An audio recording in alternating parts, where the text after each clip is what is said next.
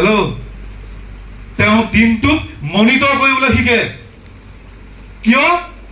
যেতিয়াই self confidence বাঢ়ি গ'ল, পইচা অহা দেখিলে, বিলিভ বাঢ়ি গ'ল, এদিন ভাবিলে যে এইটো বিজনেছ মোৰ হয়। আগতে কাৰ বুলি ভাবি আছিলে? আপলাইনৰ। হেল্ল', যিদিনাখনে নিজৰ বিজনেছ বুলি ভাবিবলৈ আৰম্ভ হ'ব, সেইদিনাখনে আপুনি ৰেছপনচিবিলিটি ল'বলৈ শিকিব। আপোনাৰ ৰেছপনচিবিলিটি জন্ম হ'ব। হেল্ল', আপুনি মিটিং হলে কোনো নহা আগতে হাজিৰ হৈ থাকিব। আপোনাৰ ভোক পিয়া নালাগিব। আপুনি কাকো বদনাম নকৰে, মোৰ এইটো হ'ল সেইটো হ'ল, আজি মিটিং হলে গৈ একো খাব নাপালো। কাৰণ কেলে? সেইদিনাখন আপুনি ভাবিছে যে এইটো বিজনেছ মোৰ হয়। Hello', yes or no?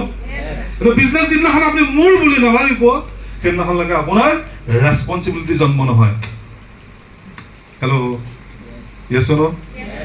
আজি অলপ দিনৰ আগত ৰিজু বৰঠাকুৰ ছাৰে মোক ফোন কৰিলে যে ছাৰ এটা লিডাৰশ্বিপ ডেভেলপমেণ্ট প্ৰগ্ৰেম লাগে।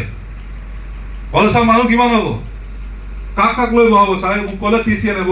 বোলো ঠিক আছে, চিলেক্টেড, আৰু 2-এজন বেলেগ মানুহকো বহাওক। তেওঁ ক'লে 100 মানুহ বহাম। সেইটো কোৱা যায় কি?